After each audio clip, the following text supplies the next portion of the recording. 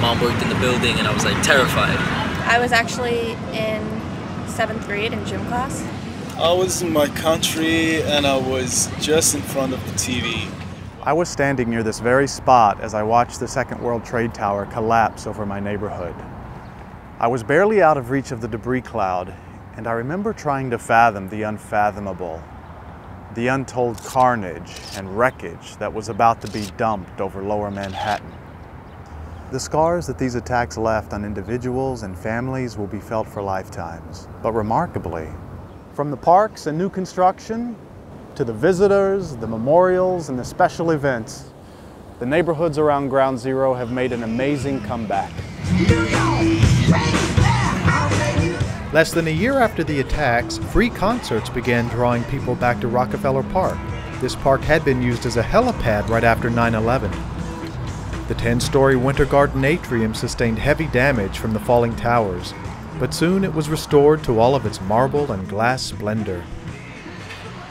For months, smoldering toxic rubble was dumped into river barges and hauled away to Staten Island for sorting and burial. But the barges have gone away, and the riverfront has been transformed into beautiful parks and greenways. New construction has boomed in the last 10 years. This hunger memorial in Battery Park City, dedicated in 2002, recreates the fallow fields of the mid-19th century Irish potato famine. A roofless cottage is overgrown with weeds. This is literally a piece of Ireland in New York City. The vegetation is native to Ireland, and the stones were transported here from every county of Ireland. Nearby, one apartment building after another has shot up.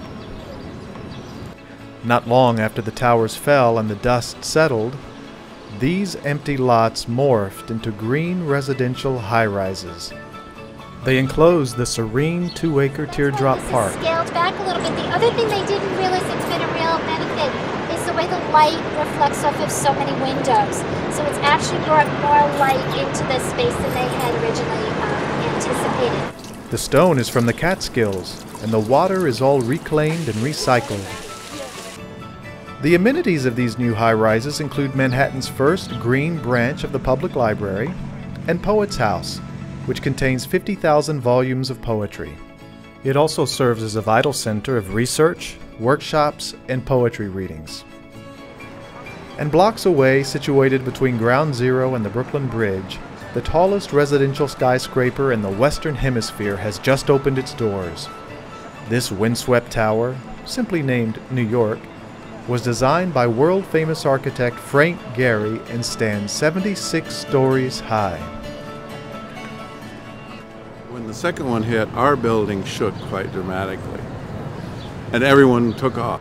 I noticed, looking out the windows, flotsam and jetsam type of stuff filtering down, and other people out there looking up. Artist John Toriano has lived in TriBeCa since 1972, almost 40 years. He was working out at a gym across the street from the Twin Towers when the planes hit. I followed everyone. In fact, I came through there, down here, and there was just a whole parade, or a procession would be a better word, of people walking. He described TriBeCa in the aftermath of the attacks. You know what was interesting to me was the very next day, a lot of the stores lost electricity and so on. But it was strange in that it didn't feel that different.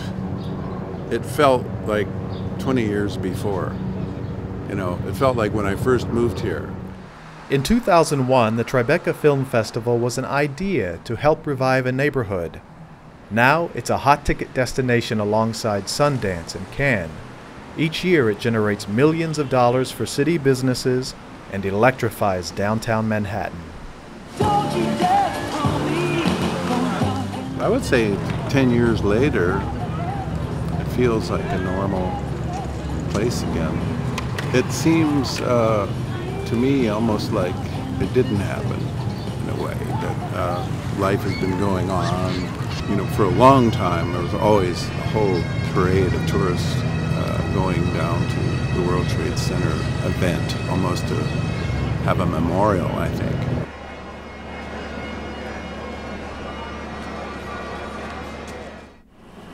Although crowds have diminished compared to the months following 9/11, tourists still flock to the neighborhood, as well as others who are attracted to places where people congregate. Without the shedding of blood, there is no forgiveness of sins.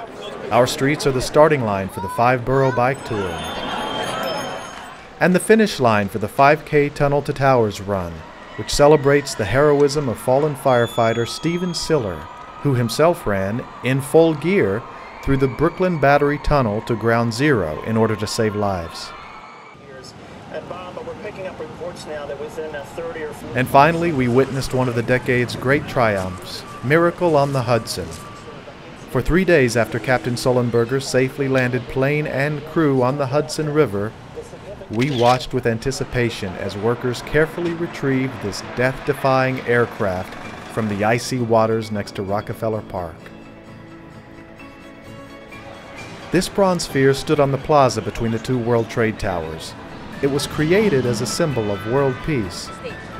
It's fitting that it still stands, now in Battery Park, bruised but not defeated, a testament to the resilience of New Yorkers, the nation, and the human spirit.